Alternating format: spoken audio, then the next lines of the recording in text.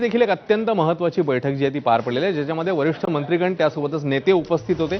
सह्याद्री अतिथीगृहावर की ओबीसी विभागाची महत्त्वाची बैठक पार पडली, ज्याच्यामध्ये मंत्री चंद्रशेखर बावनकुळे, अतुल सावे, परिणय फुके आणि ओबीसी नेते बबनराव तायवाडे यांच्यासह अनेक महत्त्वाची मंडळी उपस्थित होती।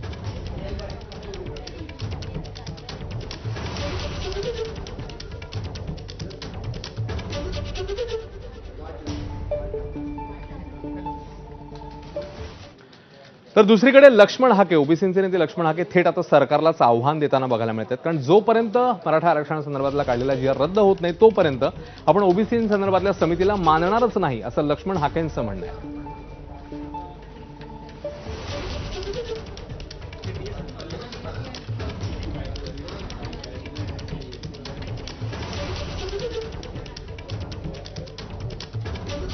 रद्द करण्यासाठी पहिला ठराव घ्यावा उपसमितीने की हा GR आहे असा रद्द करायचा, तर मग आम्ही ह्या उपसमितीला आम्ही ओबीसींचे मानू।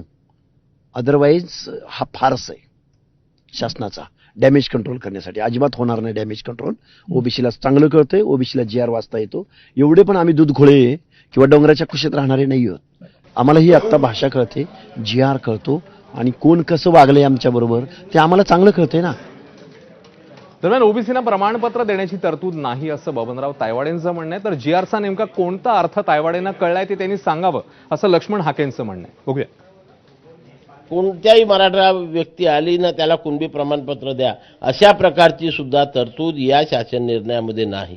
जी सध्याची प्रचलित पद्धत आहे ती की माझ्या पितृसत्ताक पद्धतीच्या वंशावळीतील कुठल्याही नातेवाईकाकडे कुणबी जातीचं नाही, या ओबीसी मध्ये ज्या 400 जाती येतात त्या 400 जातीपैकी कुठल्याही जातीचं प्रमाणपत्र असेल आणि तो नातेवाईक तशा प्रकारचं शपथपत्र देत असेल, ॲफिडेविट देत असेल, तर त्या व्यक्तीला अर्ज करण्याची संधी आहे, तो करू शकतो आणि त्याची तपासणी झाल्यानंतर सक्षम अधिकारी तशा प्रकारचे प्रमाणपत्र निर्गमित करीत असतात।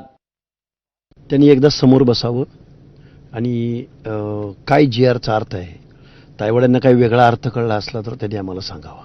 कारण आम्हाला जो कळलाय तो ओबीसीचं नुकसान करणारा अर्थ आहे। त्यामुळं तायवाड्यांच्या विदर्भामधली काही परिस्थिती वेगळी असेल तर त्यांनी तशी आम्हाला सांगावी की आमच्या विदर्भामध्ये तर काही त्रास होत नाही। आणि आज बातमीसोबत एक छोटासा ब्रेक नंतर राज्यासह देशातल्या अन्य महत्त्वाच्या घडामोडींवर नजर टाकणार आहोत। पाहत राहा ABP माझा।